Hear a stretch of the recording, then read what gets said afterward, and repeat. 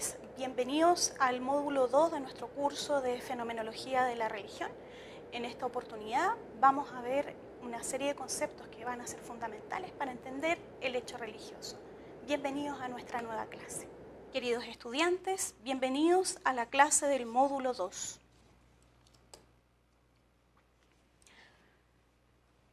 Nuestro módulo 2 se llama La comprensión del hecho religioso, conceptos básicos.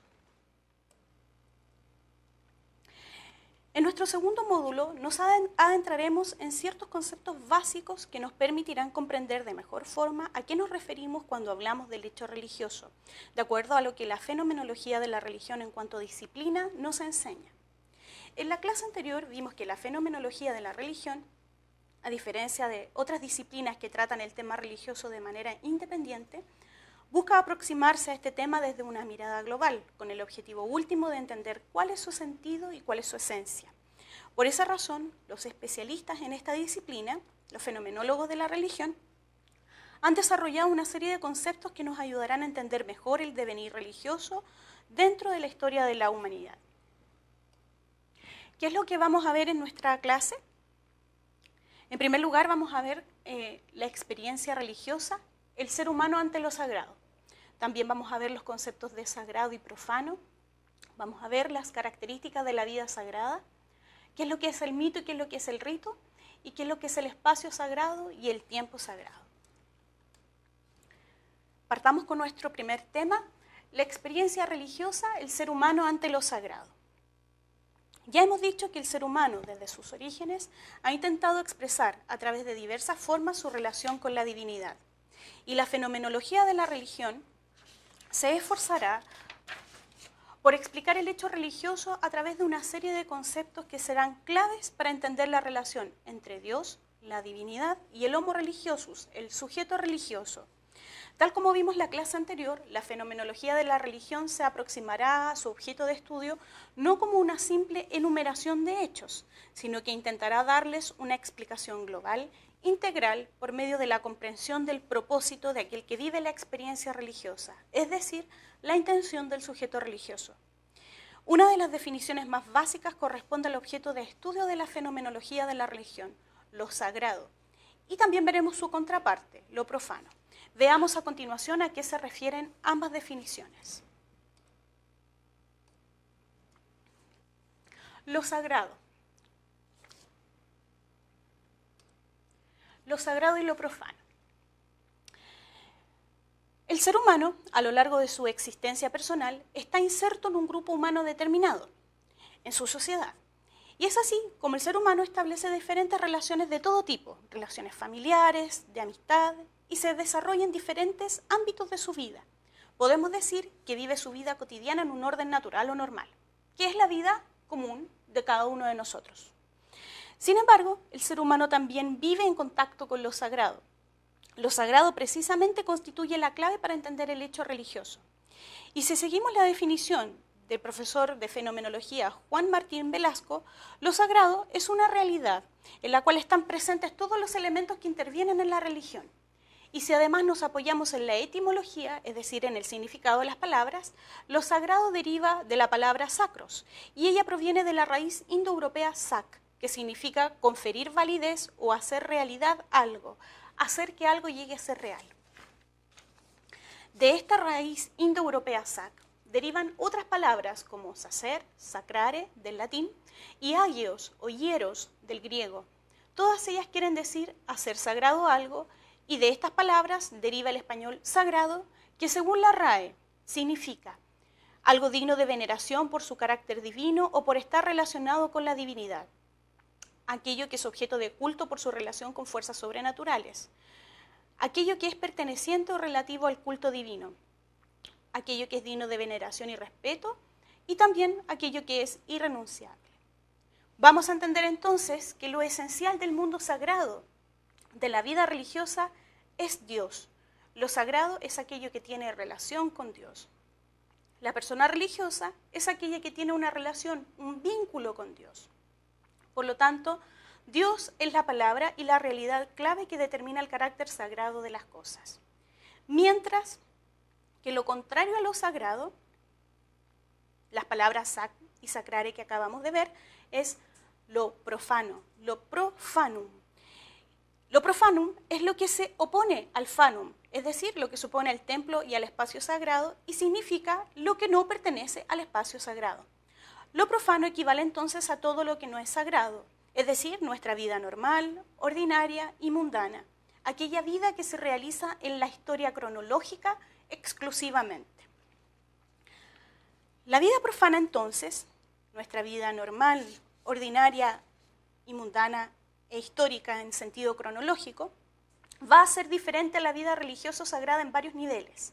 Veamos a continuación qué caracteriza la vida sagrada y al mismo tiempo por qué se diferencia de la vida profana. Veamos las características de lo sagrado. En primer término, ella es diferente a la vida normal. La realidad sagrada es diferente del resto de las realidades normales del ser humano. Es bajo todos los puntos de vista superior al ser humano y a su mundo. No solo en un término de comparación, cuando uno compara un punto A con un punto B, sino que es en un sentido absoluto.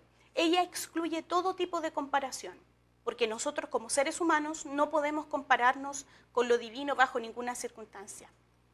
Además, la vida sagrada es una realidad incognoscible, es decir, no se puede conocer completamente. El ser humano no puede conocer en plenitud porque está más allá de las facultades humanas.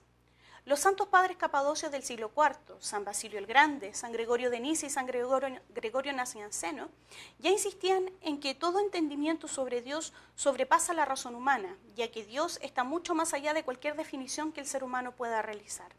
Por ende, lo divino está más allá de la capacidad racional de conocer, y por estar fuera de la racionalidad humana, es una realidad que es desconocida, ajena a todo lo mundano y a nuestro mundo conocido.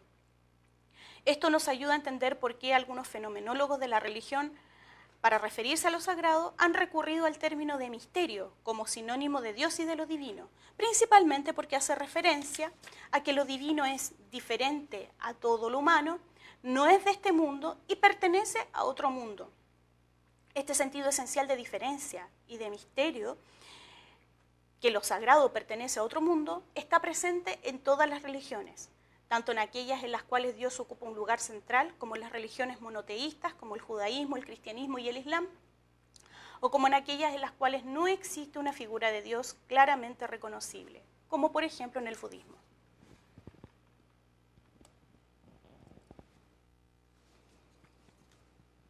Otra característica de la vida sagrada es que ella es trascendente. Trascender proviene del latín trascendere, que significa pasar de un ámbito a otro, subir de un sitio a otro. Está compuesto por el prefijo trans y del verbo scandere y evoca un doble movimiento de travesía y de ascensión. Esto quiere decir que el sujeto religioso solamente tiene acceso a lo sagrado, al misterio, en la medida en que trascienda a sí mismo y vaya más allá de sus posibilidades humanas en todos los aspectos, en el pensamiento, en el lenguaje, en las actitudes, en su dominio, etc. Es decir, es una realidad que es solo accesible yendo más allá del uso de las propias facultades humanas. Es una realidad que se hace presente y se manifiesta de una forma totalmente distinta a la forma de aparecer de las realidades mundanas. Por esa razón, las religiones han asociado a Dios y a lo divino con elementos que son, en esencia, inalcanzables para el hombre, como por ejemplo el cielo, por ser inalcanzable para el ser humano por sus propios medios. Por eso se dice el Dios del cielo, el Dios que habita en las alturas, el Ser Supremo, la luz inaccesible, el Dios escondido, como lo podemos encontrar en los escritos bíblicos. Pero también esta misma idea se encuentra presente en los libros sagrados de la India, llamados Upanishads, del siglo VII a.C., donde nos dice que lo absoluto, totalmente heterogéneo y trascendente, distinto y diferente de todo lo que el ser humano puede conocer e imaginar, entre otros términos, precisamente para mostrar que este tránsito es el que debe realizar el ser humano en su búsqueda. Lo religioso será entonces una realidad que va más allá de las propias fuerzas y de la capacidad del ser humano. Por lo tanto, requiere un movimiento, un trascender, un elevarse sobre sí mismo para alcanzar una nueva realidad diferente a la suya. Otra característica de lo sagrado es que ella es también inmanente. Respecto a su etimología, podemos decir que la palabra inmanente proviene del latín in, que quiere decir en el interior o hacia el interior, y manere, que es permanecer, y significa todo lo que es inherente o va unido permanentemente a algo o a alguien. Mientras que la RAE nos dice que lo inmanente es lo que es inherente a algún ser o que va unido de modo inseparable a su esencia. Y aunque a simple vista pueda parecer paradójico, el Homo religiosus ha experimentado a lo largo de su historia una realidad fundamental. Así como lo divino y el misterio es trascendente, al mismo tiempo es inmanente, es decir, conoce la absoluta trascendencia del misterio y de lo divino a partir de su propio corazón. En el Nuevo Testamento, Cristo mismo señala que el reino de Dios está entre vosotros, como aparece testimoniado por el evangelista Lucas. Y en el libro de los Hechos de los Apóstoles se nos dice que Dios no está lejos de ninguno de nosotros y que en Él vivimos, nos movemos y existimos. El apóstol San Pablo también nos comenta respecto a esta unión con Dios hacia los creyentes y nos dice: ¿quién nos separará del amor de Cristo? ¿Tribulación o angustia o persecución o hambre o desnudez o peligro o espada? Como está escrito, por causa de ti somos muertos todo el tiempo, somos contados como ovejas del matadero. Antes, en todas estas cosas somos más que vencedores por medio de aquel que nos amó.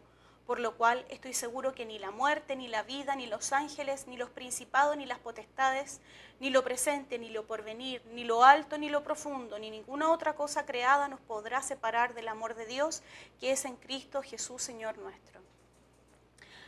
Esta misma idea también está plasmada en el Corán, en el libro sagrado de los musulmanes, donde leemos que Dios, Alá, como lo denominan ellos, está muy cerca del hombre, más cerca que su propia yugular.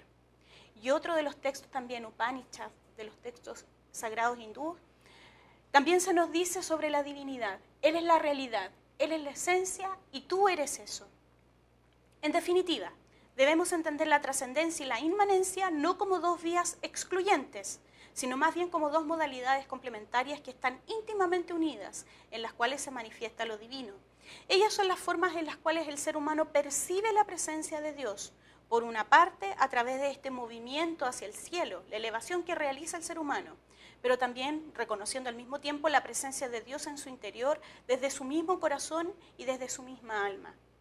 Esta presencia de lo divino, que no puede comprender racionalmente, sobrecoge al ser humano a un nivel muy profundo, estremece todas sus bases racionales y emocionales y cambia su vida por completo.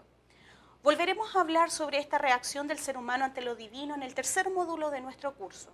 Por ahora solo vamos a dejar enunciado este tema. Lo importante es reconocer que a lo largo de la historia el ser humano ha reconocido esta presencia de Dios y ha respondido a través de una actitud religiosa que ha tenido múltiples manifestaciones en el tiempo.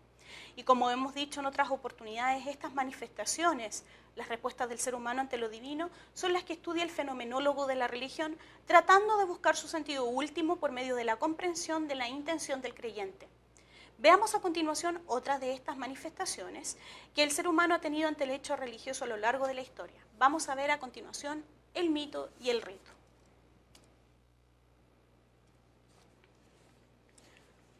El mito. El mito puede ser considerado como un aspecto vital de la vida religiosa presente en todas las religiones a lo largo de la historia, tanto en épocas primitivas como también en la época actual. Según el investigador de las religiones Mircea Eliade, el mito es una narración. Relata una historia sagrada, es decir, un acontecimiento primordial que tuvo lugar en el comienzo del tiempo.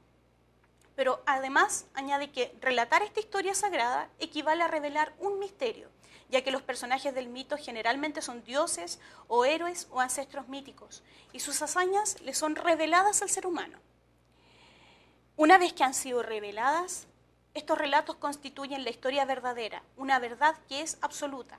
Esto es porque salen de la historia profana y cronológica, que está llena de incertidumbres, para pasar a una vida eterna y trascendente.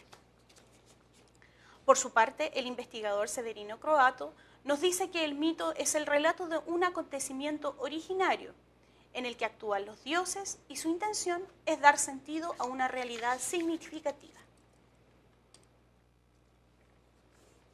El mito, por lo tanto, relata la aparición de un acontecimiento fundamental. No existen mitos sobre cosas banales, sobre cosas sin importancia, ni sobre temas profanos, sino que siempre sobre temas fundamentales para el hombre religioso. Mircea Eliade nos comenta un ejemplo. La agricultura fue para las culturas ancestrales siempre un trabajo revelado por los dioses, por lo que constituye un hecho real y significativo.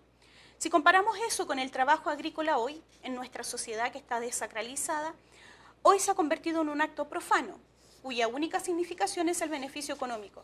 Se trabaja la tierra para explotarla, para conseguir alimento y la ganancia por ello. Se le despojó del simbolismo religioso que le otorgaron las culturas antiguas y por lo mismo el trabajo agrícola se hace a la vez opaco y extenuante. Hoy no posee significación alguna ni tampoco implica ninguna apertura hacia el mundo de lo espiritual. El mito, por lo tanto, habla de realidades sagradas, de aquello que se ha manifestado plenamente, ya que el ser humano a lo largo de su existencia ha considerado lo sagrado como lo real por excelencia, para darle un sentido a su propia realidad. Sobre este punto, Juan Martín Velasco agrega que en el mito se expresa la estrecha conexión del ser humano con la realidad trascendente. La conciencia de éste tiene su radical distancia con ella y al mismo tiempo las intervenciones del misterio sobre su existencia. En otras palabras, al relatar un acontecimiento fundamental y originario, el mito se sitúa en un lugar y en un tiempo y se presenta como una historia verdadera. Por esa razón, los mitos siempre serán relatos sobre la creación, cómo se efectúa algo, cómo algo comenzó a ser. Puede ser sobre la creación del mundo, la creación de los seres humanos, el origen de la muerte o del renacimiento, el nacimiento de alguna institución o de algún tipo de trabajo, etc. Lo fundamental es que todo mito habla de actos humanos fundamentales que le dan el carácter de sagrado y verdadero. Por lo tanto, se conoce a través de él el origen de todas las cosas y el hombre religioso le otorga un sentido verdadero a su existencia. Como hemos dicho, además de eso también el mito está fuera de la historia, no es cronológico. Y por eso suele utilizar expresiones tales como al principio de los tiempos o en otro tiempo, entre otras. El hecho relatado se encuentra más bien entre un tiempo primordial, un tiempo original, y el tiempo cronológico que conocemos. Viene a ser una suerte de enlace. Y a través de este hecho primordial se instaura la realidad humana, transformándose en un modelo que el hombre religioso necesitará reactualizar periódicamente. La reactualización de estos hechos fundamentales, de estos modelos primordiales, se realizará a través del rito. El rito. Como nos recuerda Mircea Eliade, el hombre religioso se reconoce verdaderamente humano en la medida en que imita a los dioses, a los héroes o los antepasados míticos, es decir, aspira a ser distinto de lo que encuentra en el plano de su existencia profana. El ser humano religioso, por lo tanto, se hace a sí mismo aproximándose a los modelos divinos, y estos modelos, que son conservados en los mitos, se reactualizan a través de los ritos. Así como el mito es palabra, narración, también es importante recordar que el ser humano no solamente se expresa a través de la palabra, es decir, con una boca para hablar, el oído para escuchar o la vista para leer. Está compuesto también de un cuerpo completo, tiene manos para hacer gestos, pies para caminar, piernas para danzar. Es capaz de inclinarse, juntar las manos, manipular cosas, etc. Por lo tanto, el homo religiosus expresará su vivencia de lo sagrado también a través de todo su cuerpo, a través de gestos físicos. Y esto es lo que va a dar origen al rito. La riqueza y multiplicidad de esta experiencia gestual que observamos a lo largo de la historia y a través de las diferentes culturas es lo que nos va a ayudar a entender la gran variedad de ritos existentes. Vamos a entender entonces el rito en forma fundamental como una reactualización de los sucesos que tuvieron lugar en los orígenes, es decir, una actuación o reactuación de los mitos. Precisamente por esto se entiende que el rito no es puramente humano. Al provenir desde el mito se entiende que es una acción divina, una imitación de lo que hizo la divinidad en un tiempo originario, por lo tanto debe ser repetido tal cual. El rito entonces procura el orden cósmico que se debe respetar y realizar. La intención del rito será entonces participar de lo divino y posibilitar la comunicación con lo trascendente. En ese sentido, él es una mediación, un vehículo de comunicación, ya que busca el contacto de lo humano con lo sagrado. El mito recita lo que el rito escenifica o teatraliza. El discurso del mito es seguido por la acción del rito. Y al igual que el rito también implica un desarrollo en esta acción. Narra una secuencia de episodios en los cuales se manifiesta el sentido primordial del mito. Y existen distintos tipos de mitos. de ritos. Ritos de instauración, como por ejemplo son los ritos de creación, donde se reactualiza algún hecho divino de la creación.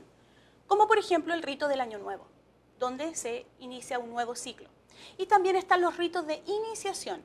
Ellos instauran un modo de ser o una práctica especial que debe ser seguida al mismo tiempo que la incorporación a un grupo determinado. Por ejemplo, el rito del bautismo, que conlleva la incorporación de la persona que fue bautizada como miembro de la iglesia. Por esta razón el rito es social, debe ser practicado periódicamente por un grupo determinado. Un rito no puede ser realizado de forma independiente, de forma solitaria o de manera antojadiza. Se realiza siempre de forma social, ya que es esencialmente un acto de comunicación y expresión ritual. Por eso posee reglas muy precisas que deben seguir por todos los involucrados en él. Lo fundamental es que tanto el mito como el rito funcionan como modelos de la acción humana, en el sentido en que imitan una realidad significativa para el homo religiosus, que es esta realidad divina, ya que son los dioses precisamente quienes instauran las normas de vida o son el primer ejemplo para la humanidad. Todo lo anterior hace que el rito, en cuanto a actualización y recreación del mito, posea un importante impacto, tanto espacial como temporal, y eso es lo que veremos a continuación. El tiempo sagrado y el espacio sagrado. Por todo lo que hemos visto hasta este minuto, el mito y el rito, vistos como un conjunto, hacen un corte en la vida profana del ser humano. En otras palabras, dividen la vida mundana. Por una parte, suspenden el tiempo cronológico e incorporan en la vida del hombre un nuevo tiempo, que es el tiempo sagrado. Es el tiempo de Dios, o como denominan los griegos, el kairos, un tiempo sin tiempo. Esta suspensión del tiempo cronológico afecta a toda la comunidad en forma total. Y desde las primeras épocas se ha hecho alusión a la divinización del tiempo humano por medio de distintas formas. Por ejemplo, podemos observar cómo nuestros días de la semana derivan de la tradición romana de asignar a cada día un planeta que estaba asociado a una divinidad específica. Por ejemplo, el lunes a la Luna, martes a Marte, miércoles a Mercurio, jueves a Júpiter, viernes a Venus, precisamente para mostrar la idea de la soberanía de los dioses o de lo divino sobre el tiempo y la vida humana. Mientras que el sábado se tomó del día de descanso de los judíos, el Shabbat, y el domingo es el Dominus Dei, el día del Señor, de acuerdo a la tradición cristiana. Si bien en este ejemplo se adoptan diferentes tradiciones religiosas, se puede observar que todas ellas poseen como punto en común la conexión del tiempo con lo sagrado, es decir, cómo la actividad cotidiana del ser humano se ve conectada con la vida sagrada.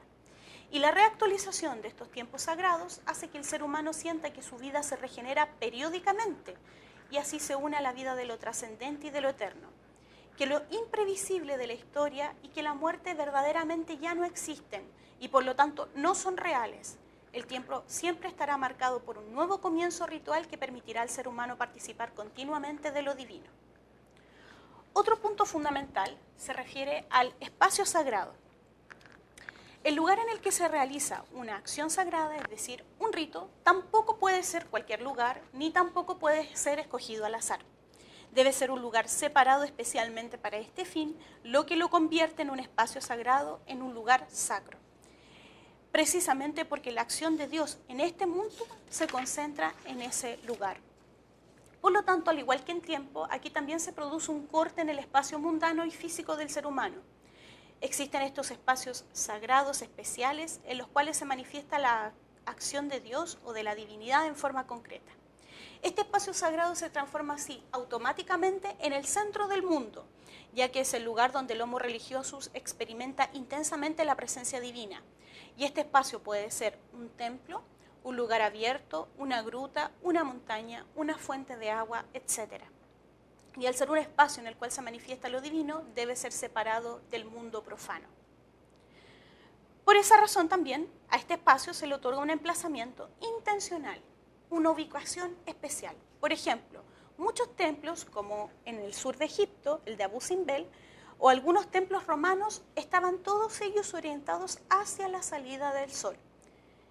También, como otro ejemplo, podemos mencionar que todas las iglesias ortodoxas hasta el día de hoy son construidas con su altar mirando siempre hacia el oriente, como señal de la presencia de Dios y la espera de la segunda venida triunfal de Cristo. Pero también hay otros tipos de separaciones respecto al mundo profano. Por ejemplo, Recordemos la escena de la zarza ardiente, que ahí tenemos una imagen para que puedan observarla, en la cual Moisés debía quitarse las sandalias de los pies para acercarse al lugar donde Dios se manifestaba, según aparece relatado en Éxodo. Esta misma costumbre fue adoptada más tarde por los musulmanes al ingresar a las mezquitas. Y también podemos mencionar en los templos generalmente cristianos la separación que es existente entre la zona del altar respecto del lugar donde se ubican los fieles. En definitiva, la presencia de Dios es vivida por el homo religiosus de manera muy intensa. No solamente determina el origen de sus acontecimientos más relevantes a través del mito y el rito, sino que además es capaz de transformar el tiempo y el lugar en el que vive, transformándolos en sagrado y modificando su existencia entera. En nuestro próximo módulo veremos los alcances de esta presencia divina a través de la historia de la humanidad y cómo esta presencia jugará un rol definitivo en la constitución del ser humano como tal. Como consideraciones finales, podemos decir que desde los mismos orígenes el ser humano ha evidenciado la existencia de una realidad que va más allá de su propio ser y lo sobrepasa, que es la realidad de lo sagrado. Lo sagrado es todo lo que une al ser humano con Dios, y esta relación, que es al mismo tiempo trascendente e inmanente, provoca un sentimiento profundo al ser humano de sobrecogimiento y también de pequeñez, porque precisamente es una realidad que él mismo no puede comprender ni abarcar. Esta relación implica una respuesta del ser humano que se ha manifestado a lo largo de la historia a través de distintas vías. En esta oportunidad nos hemos centrado en el mito, como el relato originario, y el rito, como su reactualización periódica. Ambas, el mito y el rito, remiten al ser humano a los hechos fundamentales de su existencia y por ende a su forma original y verdadera, que es la unión con lo divino. Esta unión también implica una sacralización del tiempo y del espacio. En otros términos, la historia, representada por la sucesión de hechos imprevisibles, sin control humano, ya no tiene más poder. Tanto el tiempo como el espacio se vuelven estables, se regeneran periódicamente, otorgándole al ser humano una sensación de seguridad y de unión con lo trascendente. Es una vida que ya no es exclusivamente historia cronológica, sino que ahora es una historia unida a lo divino. Es una vida unida a lo eterno.